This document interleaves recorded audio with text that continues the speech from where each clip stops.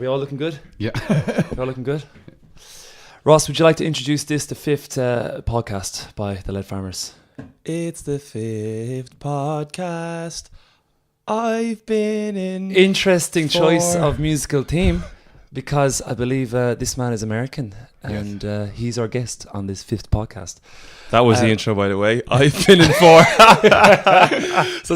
So we got Patrick here from America, and it's great that you're here. You're our second guest ever on our fifth ever podcast. Whoa. Which is watched by... Kind of a question there, because was Rad a guest? Well, that's a good question, actually. Yeah. What is Rad, though? That's the new guitarist with the Lead Farmers. His name is Connor, but we call him Rad because he's kind of not rad. So you call him Rad. But he's a real sweet guy. He's a real sweet guy, a real good guitar player. But our last guest was a Danish guy. Do you know my friend Christian Fergo? The tall guitarist. Anyway, he's a great guy. But anyway, we've got Patrick Archer here, and we've got things to talk about. So you're from San Francisco. San Francisco, yes. Okay, and you moved to Europe, like you said, like 10 years ago or something? 10, 11 years ago, yeah. Okay, so you told me you've got some stories about Salt Lake City in the 80s. What's Salt Lake City in the 80s all about? Salt Lake City in the 80s was absolutely crazy. Salt Lake City is absolutely crazy. But what are we talking about here? Like, everyone was taking drugs, everyone was sleeping with each other, everyone was what was the deal? It's an odd city in the fact that it's the head of the Mormon church. You know the it's in Mormon church? Utah? Yeah. Oh, yeah, right, Utah. okay. I think you'd say Utah, right? Utah. Yeah. I say Utah. Utah. Amazing. It's funny, like words. You can just say them as you wish. Sorry, continue. So, it's the head of the Mormon. Yeah, oh, brilliant. So it creates a really weird society there where you've got all the Mormons and their proper suburban lifestyles, and then you've got this deep, dark underground that goes on. And I've been playing music since I was 14, and I've never seen anything like the debauchery that goes on in Salt Lake City. Oh man, these parties that go on all night long, and so a real flip side, you've got and running from the cops becomes something you're really good at, you know what I mean? Because they always crash these parties. You go do your gigs. Right. And we used to tour all through the Rockies. This wasn't just Salt Lake City. This is the Rockies. Right.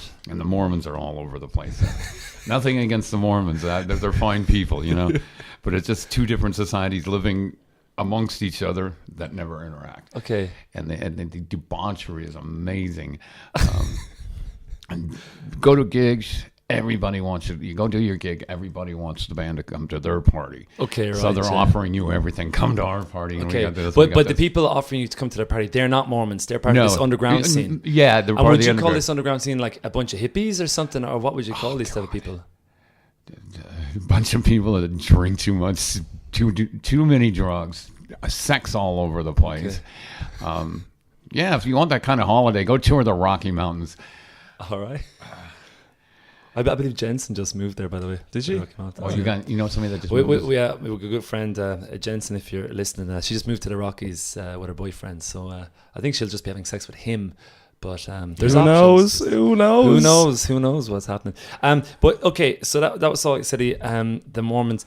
Yeah, I went to see the Book of Mormons when I was in the musical. Yeah, when I was in New York last time, and it's brilliant because the whole Mormon thing. I'm not very religious in ways, or maybe we all are. I don't know how to say it, but this one is crazy. Like the Mormon, like it is crazy. Like their beliefs. So it was upstate New York or something, right? And this guy Joseph Smith, or something like. And this only happened like in the last 100 years. He found these. I know the history of the Mormon Church pretty well. I believe it was 1821 when he was visited by an angel in upstate New York. Yeah, right? upstate. Okay. Palmyra, New York, exactly. Okay. It's outside of Rochester. Okay, right. And visited by an angel, and then God and the Son and the Holy Ghost visit him, and then they deliver him an angel, Moroni, I believe is his name. Okay. Not to be confused with macaroni. Anyway, it brings them these golden tablets, which contain the writings of the Book of Mormon, which is a history of the people in the American continent. And isn't it something like in Mormon culture that actually an alien got the Virgin Mother pregnant? No, that's not correct. No. Okay, they go with the Bible version. They have the Bible. They follow like that one's mad far out there. An alien got the. I must review that one. Yeah, it's called the Book of Mormon as well, right? Yeah, they have the Book of Just Mormon. to correct the name. God, I don't have a clue about it really. Mormon, not Norman. Mormon. Or Mormons. I think is what you said. The Book of what is You said the Book of I said Mormons. outside the Book of Mormons. Yeah, I do things like that, don't You I? pluralize things and many other things. Well, it's a way of making life more interesting. I'm going to go with the whole thing that Mary was made pregnant by an alien. I'm going to stick with that one. I think that should become part of I believe Mormon. the story that she got knocked up in a time and a place where if a single girl gets knocked up, she gets stoned to death. Yeah, so you keep it quiet. You So keep it's it like, quiet, yeah. no, it was God. Yeah, exactly. Yeah, cool. So that's all we got to say about the old. Still, wouldn't it be quite a great coincidence that she said it was God, which is quite an outlandish story. Maybe it wasn't at the time, and then she also happened to produce Jesus. Yeah, That is quite a coincidence. yeah, Maybe that's why why we still talk about it. yeah. I think she said it just to save her skin. Yeah. And she got Joseph gullible enough to go, oh, sure, okay. Joseph was one of those lads who believe anything to keep himself, from thinking those Well, dark he was thoughts. probably lonely, really hard up, couldn't get any attention from girls. Exactly. And all of yeah. a sudden this one girl pays attention to him. Yeah. Ah, he's in love, but I'm pregnant. What? Yeah, just run with it. It's God's kid. Marry me quickly. Yeah, sure, yeah. That's a Anyway, nice story. so much for theology. Yeah. So, and I was also, when I was talking to you earlier, you said your family was weird. But then you said all families are weird. But you have an autistic son, right? Yeah. That must be an interesting. Difficult. I have great empathy for the parents of autistic kids and parents of special kids. I've learned this since our son came up autistic. Definitely by 4 years old. Okay, so you're talking to an absolute moron when it comes to like autism. I know so little about this. So like, what is it essentially like? It's really that's a good question. It really isn't something. It's not a virus you can find. It's a behavioral problem. Okay. And it's a large spectrum from kids that are a little antisocial to like my son who is doesn't speak, needs 100% attention or care. Okay, right, yeah. Yeah, and that's the reason I'm here in Switzerland. This is why I left California because Okay. I kind of panicked when this Okay, was right, going on, sure. and he was tearing up our house. He was being impossible. So we needed some help. So we knew that we go to Switzerland since I have my Swiss citizenship, which I acquired in San Francisco. So we came here for the help, and it's been great. The Swiss system is brilliant. What age is he now? He's 15 now. 15. Okay, Yeah. right. Yeah. And you say he doesn't speak? Doesn't speak. He's noisy, but he doesn't talk. And very non-communicative. Communicative. Say that word. Communicative? Communicative. I'm guessing. Yes, there you go. Weird for me to get that one Nice. right, isn't it? Nice. I delivered there. All is forgiven. I about hate Mary those getting words you get pregnant by an halfway alien. through them and you realize you don't know how to finish it. Yeah, sure. Yeah, God, it must be very difficult in ways. What's this whole thing about like autistic people meant to be very intelligent? What's the Rain Man syndrome to that? Yeah, I think that if I remember reading correctly, that's about one case in 200 Oh, really? where they have these super abilities. Right. Mostly, they're just they're just not connected to they don't see things like we do. Sure, yeah. And I had a moment. We before we came to Switzerland, we went to Budapest for a year, and my wife was working at the Swiss consulate there, Nice. or Swiss embassy, excuse me, and so we were me and Lennon. That's my son's name. We were in the Lennon. park. Yeah, I Lennon. wonder where you got that name Yes. from. Yeah. And John Lennon, not Vladimir. Okay, right, nice. So we were in the park, and he's doing his autistic thing, like playing with the grass, and I'm watching him, and then I look over at the streets and the traffic in Budapest. It's nuts. Then I'm I've been there actually. looking at him, looking at the traffic, the normal, my son, the crazy, the normal, and it just hits you one day going, who's fucking nuts here? Yeah. Who's fucking nuts? So it did change my attitude about things, you might say. Sure. Yeah, of course. Yeah. You got some experience with autism. Like, is your brother like? Yeah, so my brother has Asperger's, which is like it's related to autism, but it's less severe. And what It's behavioral. Just It's also pretty much. It's not behavioral, like yeah. a virus or No, it's like social issues and non-verbal communication is quite difficult for people with Asperger's. But like I've met your brother, you know, and if like I didn't know, you know, he was is it Asperger's? How do you say? Asperger's. Asperger's. Like I wouldn't. Asperger's.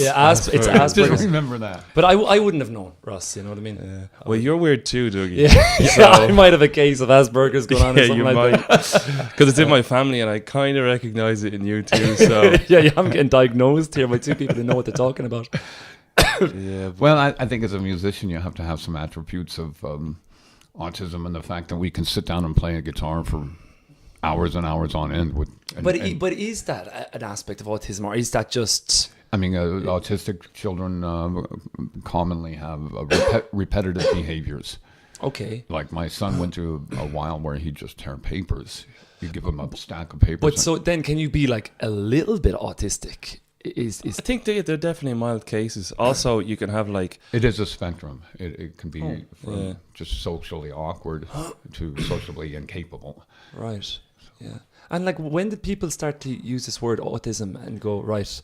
It's like this is a thing called autism. It's Yeah. probably a new thing, right? It's probably the last 50 years or something. So Yeah, I within the last 50 years, I knew nothing about it before I was confronted with it. And then we had the internet, so you could go research it. And what about this, like, you know, attention deficit disorder? Is that something to do with autism? Do you know if that's, you know, it's like I don't- ADHD? Yeah. It's a hyper. I don't know if that's.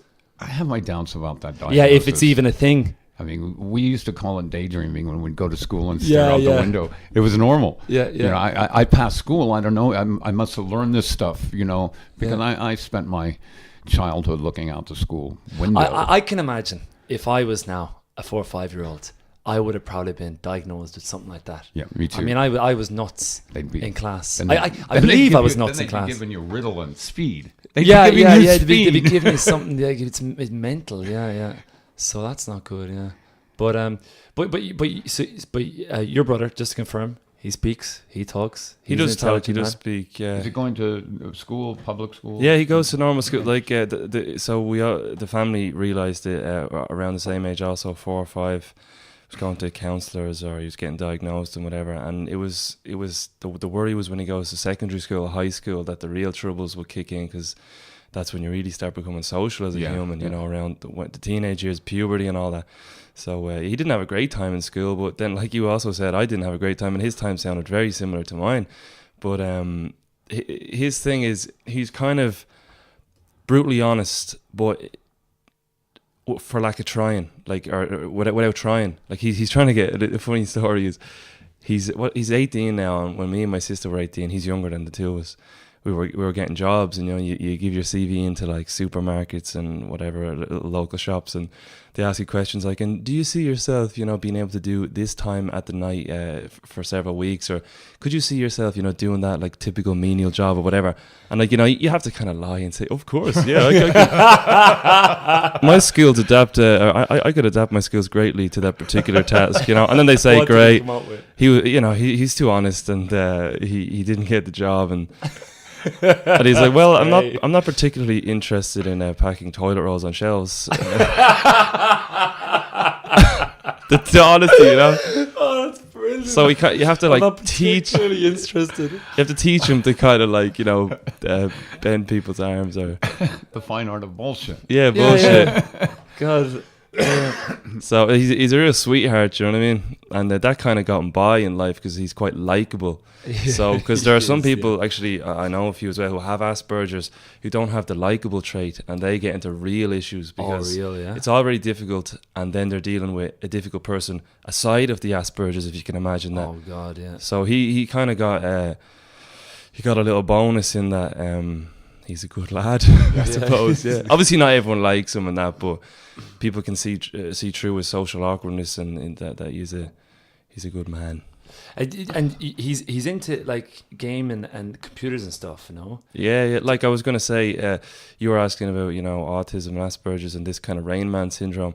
The thing about these cases in people is that they can often have hyper interests, so they'll only like one thing. and that's how they become like these kind of special people, like mathematicians or gaming developers or whatever, because they only spend all day doing one thing, and you know, they put in their several thousand hours and they become serious professionals and like no one else a thing. So he's a video game guy, and yeah, like I'm pretty sure if you were to ask him anything about video games, he would just tell you like weird stuff, like technically, you know, like the bit rate in certain games and the pixelation, like from what year to what year and how they developed it, and then also just the stories and the characters, and he can sing all the themes from every level in every video game thing. And he'll also you often said he's very musical. Yeah, he'll correct your pitch as well. If you sing a Mario theme a key down, he'll sing it back to you a key up. That's how he heard it. God. I mean, that's quite special. That's special. Cool. I don't know how useful that is, but video game trivia quizzes, he'd win €20 in that. But he is going to school now to learn coding and programming and gaming development. So that's cool. I'm hoping, you know, that all goes he's well. working well in that environment. Yeah, well, he's only, so where are we now? November. He's only started about 2.5 months, so it's still a kind of trial period. But he's enjoying it so far, so all going well. Good. Yeah. Nice. So, cool. So you play bass. That's your thing, right? Yeah, like you've been playing bass for like more years. I started as a guitar player at 12, and at 28 I was in Utah. Okay. And I just left electronics. Sleeping all around. And not yet. I just left electronics because boring. There was no future in electronics. Bad move, man. Bad move to leave electronics in the 70s, 80s. Yeah, so I leave electronics because I just didn't find it. It was boring. Sure. Okay. I want to go back and play music. So I got a gig as a guitar player with a band out of Salt Lake. Yeah. And it was an okay band, but this rock pop or what was? Kind of they were kind of doing heavy rock. Okay. There was a band out of Salt Lake I really liked. They were called Parallax. They were kind of like doing Iggy and the Stooges. They do Doors and trashy shows and stuff. Nice. It's kind of a semi-punk thing, you know, with a little more musical complexity. Not much. Okay. You know? So I really liked them, and they saw me and they liked my style. And they say, "Hey, do you play bass?" And I'm like, you know, I'm 28 at this time. I've been playing guitar for 16 years or something. Mm-hmm. And I'm like, yeah, sure, I play bass. Well, we need a bass player. Why don't you come try out? So I went and bought a bass. Yeah. Had a tryout the next week. And I got the gig. Most people start on guitar, right? Like it's guitar and then they become bass. It's very isn't it? There are some cases, you know, but still. Yeah, it's kind of the path. Sometimes I wonder. I think there's some bass players out there that picked up the bass because they were like, I want to be in a band, and that looks like the easiest instrument. Yeah. Oh, I know a lot of people who did that. Yeah. And it's funny because, like, I mean, the bass. I mean, I've played bass in bands, I'd say 3 times my life. And I think it was one of the most fun band experiences I had to play the bass, because you're really the boss, you know. You have power. You have power, yeah. and it's great because you really interact with the drummer in a total different way. And so I think it's a real cool thing to do. Like if I was playing another band or something, I'd be definitely put my hand up to play the bass. But there's definitely this weird attitude towards thinking it's the ride along instrument, isn't it? Ride along instrument.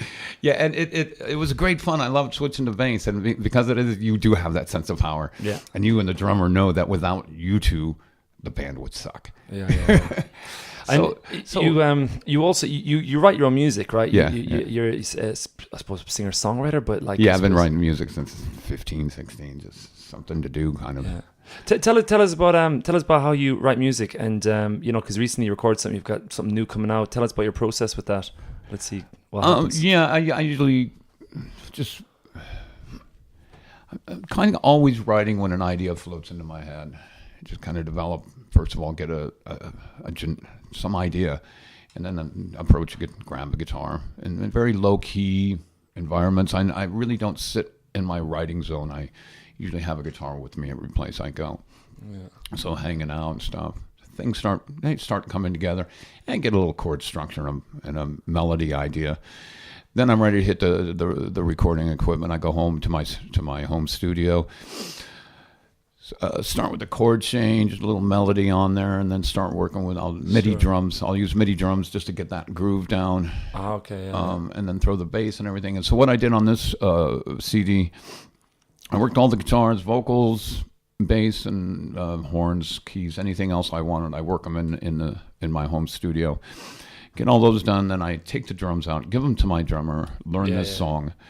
We get him into the studio, I record the drums, and then I go back and lay down all the instruments on top of the actual drums. Sure, And trying to achieve some sort of live feel. Nice. What's your process, Ross, of writing songs? with your home studio. I have one other way of writing songs, though. Go on, yeah. I'll hear a really cool song on the radio that I like, and like, that's a great song. I'm going to write a song just like that one. Yeah, sure. Absolutely. I think people have been doing that forever. Now, Ross. Me? My process is definitely not as efficient as it could be. I've cut every corner that I could. Really has, and it hasn't necessarily helped me. But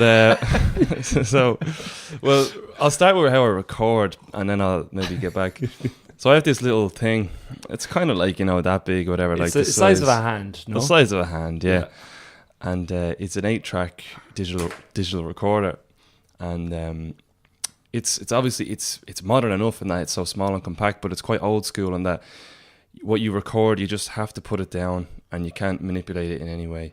So often I want to have like a loop, or I want to have like and I have to play the whole thing, and it's just like one crappy little beat, or maybe something that I'm not even able to play very well, like a drum beat or whatever. Anyway, so that's the recording, and then how I write.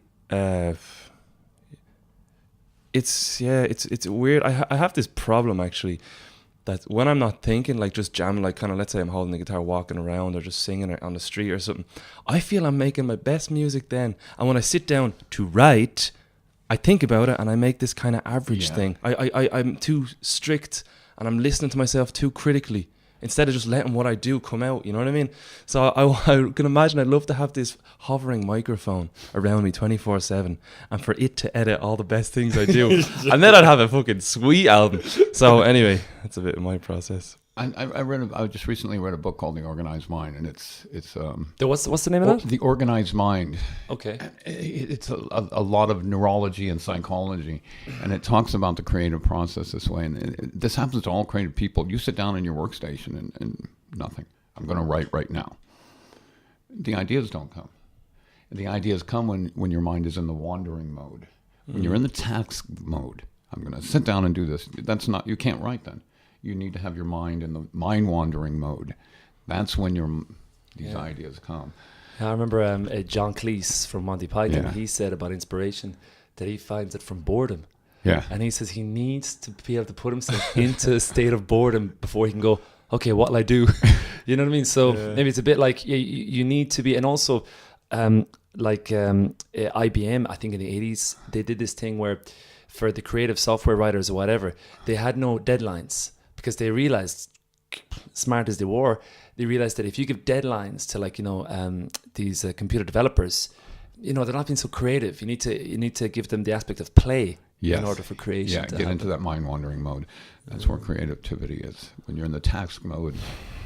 Task mode comes later. You get the idea, and then you say, "Well, I'm working on bass tonight. I'm not creating. I'm laying a bass part I already know." Yeah. But isn't it funny as well? Like, let's say you're working on something, right? And you're writing something. Don't you so quickly get bored with what you're writing? Like, you know what I mean? Let's say you put down a couple of chords and stuff, and then you have to put the bass line down, pop it, and then you're, think about your lyrics. You know what I mean? It starts to become, I find sometimes a very boring process. You know what I mean? Because like as you were saying, Ross, it's nice. You can kind of see the whole picture. I mean, but you kind of want it done in real time. Because I mean, let's say like probably you're only writing 3 or 4 minutes of a piece of music, So that's a big thing. I find that it's like, oh, cool, I'm sitting down, I've got a thing going. I'm like, oh, I better put a bass line or something. I start to lose interest. Really, I get lost in that when it's past fairly much got the chord structure down, the melody down. Now we're going to embellish it. That's where I really enjoy the arranging. I enjoy the arrangement. I enjoy the embellishment. Let's try this here. Let's try this. Bass lines.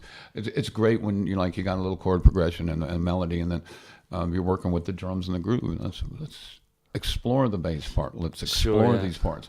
Well, I mean, but you're talking about now if you have musicians to be working with. I'm talking about, let's say... I don't have musicians to work with. Okay. Yeah. All right, I do it all myself, so I develop them myself. I thought that's and then what I you get meant. into that mode. I try to get into that mind-wandering mode. So I'll sit at home very relaxed, pop a beer, get a whiskey, smoke some weed, and what am I doing tonight? We're just going to play bass parts until you hear something that comes up right. Okay. Same thing with guitar parts, horn parts, any part. Just let's see if it works. Yeah. So get into that real mind. Coming back to your inefficient way of recording, recently Ross wrote a song and he had to make a demo. And Connor, who's playing guitar in the band now, talented lad, he noticed that you played the guitar part real weird on the second repetition or something, because like what you were saying, you must have gotten bored, so like you changed chords kind of like an 8 note sooner or something. So that's it's very funny. But then Connor was going, but that's kind of cool. Oh yeah. Actually, it was so there was like a section in the song, and like I said, I had to put down this chord progression 4 times, and I had also just written it as well, so it was not very fresh in my head. And I imagined I would play the same thing 4 times. That's what I had in my head. But on whatever the 3rd or 4th time, I made a little alteration, and I did it at the moment while trying to get a job done. Put it down, sent it off to the lads, went off, did my other tasks. Then in band practice, he was like, "Oh yeah, that thing in on the 3rd line is quite cool." And I was like, "What do you mean on the 3rd line?" And he was like, "You know, this chromatic thing." And I was like, "Do I?" And I was like, "Thank you, great." But like, it's almost like somebody else did that. I can't remember doing that. Another funny one is when we were, I think it was the second last album, we were in the studio and I had written a piece. And I asked Ross to do an overdub on it, right? And at a certain point, so he wrote this melody, right? And he did it one time ever in the studio, right? And then Ross changed from guitar to bass, then not long after, whatever.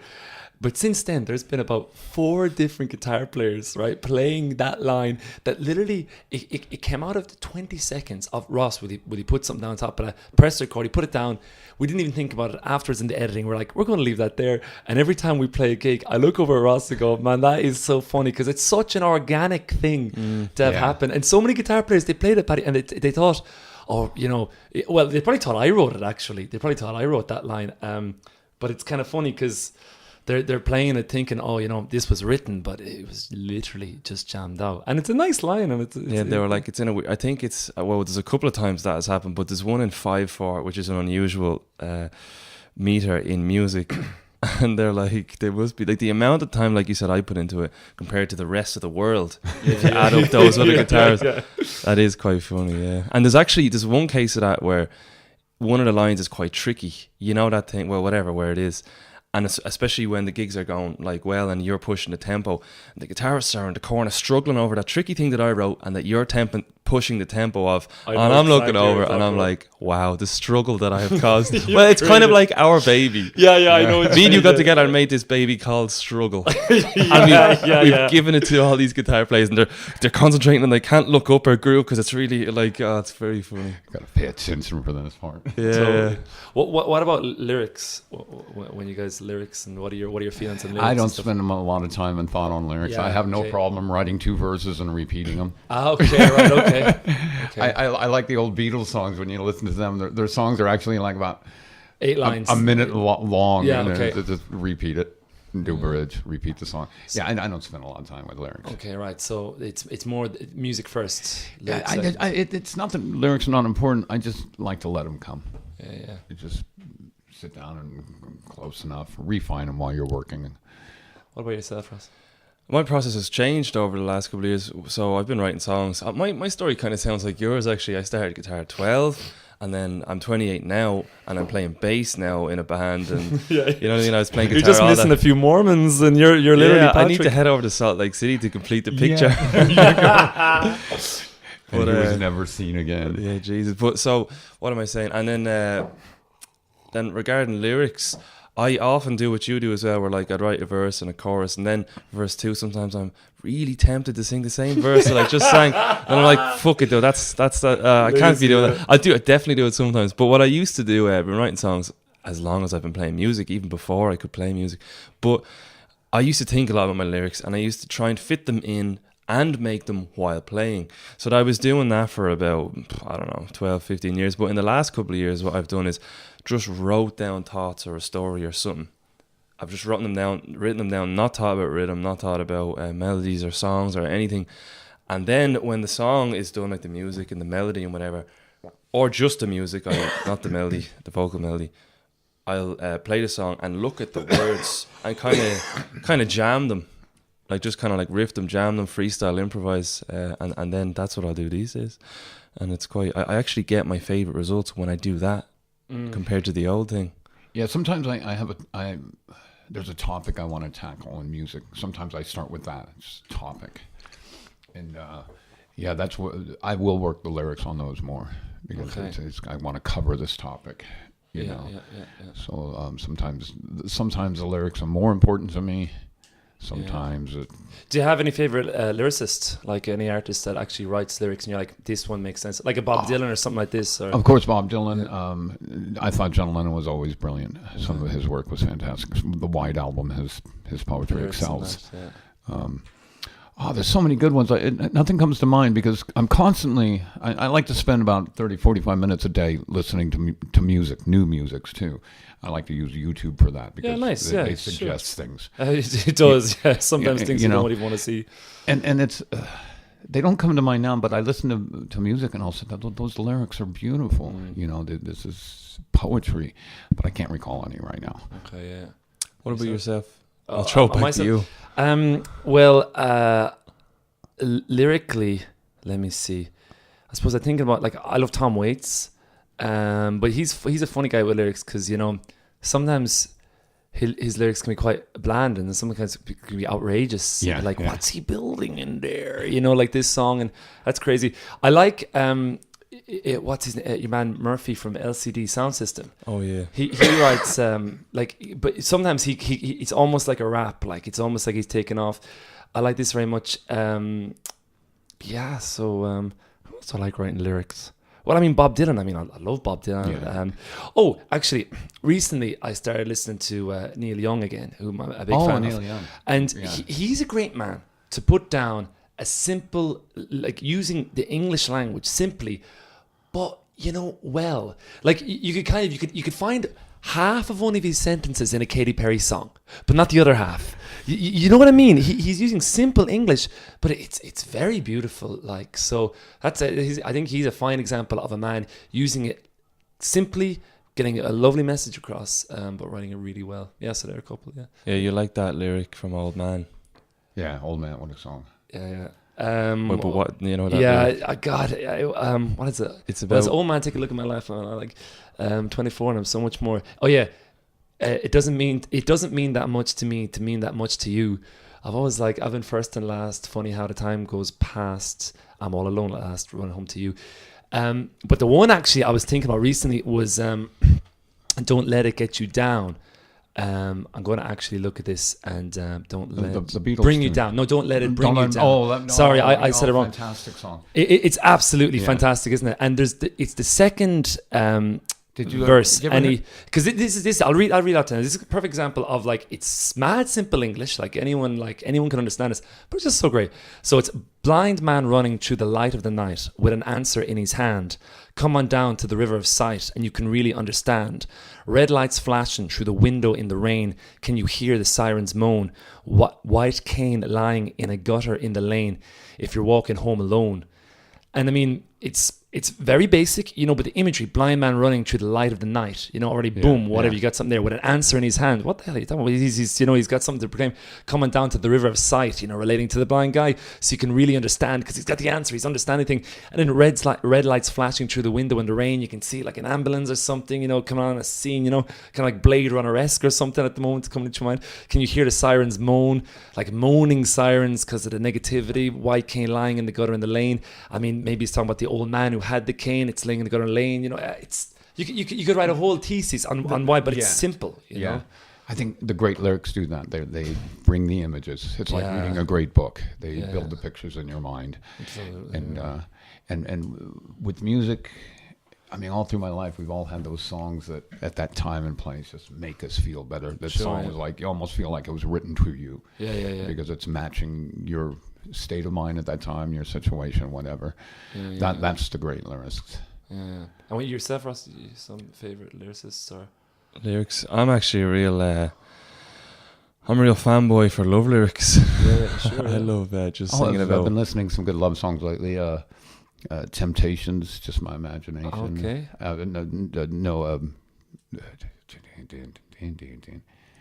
My Girl is the one. Like the old Motown love about songs. Yeah, those old Motown love songs are brilliant. Yeah. I often find like I don't really particularly like country music, but they're great lyrics sometimes. Yeah. Like they're real country great songs. Well, was that one that Whitney Houston covered? That wasn't it? That was a country song, no? Ooh, I don't know. Whitney. I Will Always Love You. Wasn't that like a country song originally? I believe so. Yeah. Oh, was it? Yeah, it's older country is brilliant. If you listen to old Hank Williams, Patsy Cline, okay, right, Willie Nelson when he was younger. Yeah, but country now has kind of turned into a shit show, right? Yeah, I actually had a gig before I left California playing with a country band, and they were doing top 40 country. Yeah, because there's isn't there there's a line there? Because I'm sure country is great, right? It's great, but then there's this real schlager element to it. And they paid me a lot of money, but that's the only reason I did it. Well, but old country, I love playing old country music. Yeah. In fact, in any band I got, I'll definitely will have some country in there. Yeah. We're doing one song I've been doing for a number of years called Bears. It was covered by Lyle Lovitz, and I don't know who it was written by, some obscure guy. Okay. But it's just a song about bears, a country song. Bears, like... Yeah, some folks say there ain't no bears in Arkansas. Some folks say there ain't no bears at all. Some... oh, God, I can't... some folks say there ain't no bears at all. No bears at all. Some folks say the bears go around eating babies raw. Some folks got a bear across the hall. Okay, right, yeah. And it's just silly, almost humor, nonsensical. Yeah. I always include old country music. It's an infectious rhythm too. I mean, come on. Sure, yeah. You're Irish. Where does American music come from? It's so dependent upon the Irish and the Scots. I mean, well, it's also interesting because when you're talking about like this humor in the song, this bear says that's very folky. Yeah. It's a very folky, like satire, like in folk music. It's be done and taking topics like this and be silly about them, and also maybe twisted as well. You're done with this bear, but you get suddenly political about a bear or something like this. So it goes on to another verse. It goes, some folks drive the bears out of the wilderness. Some to see a bear will pay a fee. Yeah, there you go. And then what is it? Some folks see the bear inside of me. I can't remember the rest. But it'll go through everything. Racism. It'll go through like political things. It'll go through religious struggle. Yeah, it'll go through everything. But the rhythms. Like I said, the rhythms is definitely Irish and Scottish. The only difference between bluegrass and Scottish music I can hear is the Scottish music doesn't have a banjo. or a mandolin or something. Yeah, but it's basically the same. And the influence of the Irish and the Scots on American music is huge. Yeah, for sure. So those rhythms you guys play them, you guys are popular and you're playing those same rhythms. Yeah, sure. Yeah. So those rhythms are really infectious. They work. I've never seen like Bears or any of my country tunes not go over fantastic. Mm-hmm. Nice. Well, Emma, listen, we're going to leave it there, Patrick. Cool. So it was great fun. I think we have discussed, we've gotten to the bottom of everything, of the world's problems and stuff like that. Cool. Thanks for coming along. It's fun. You're a cool guy, interesting dude. Always liked you. And Ross, would you like to sign off this podcast? Anything to share or? Okay, where did I leave the intro? Oh yeah, you. What was it? Was it Amazing Grace you're singing? No, it was the something American like national anthem or something. No, it was something like "This is the podcast" or something. And then I said, it's a Christmas. Wasn't carol, it First Noel? I sang. I thought you were doing the American national anthem. I wonder why you said that. Can you hum the Benny Hill theme? Not off the top of my head. What is it? What is Benny Hill? Derek asked me how to play saxophone on country music, and I'm like, Benny Hill theme. Benny Hill theme. Is that Benny Hill? It's similar to that, but that's how you play saxophone in the country. Right. Okay. Nice. Have you signed off? So that was it. All right. Cheers. Cool.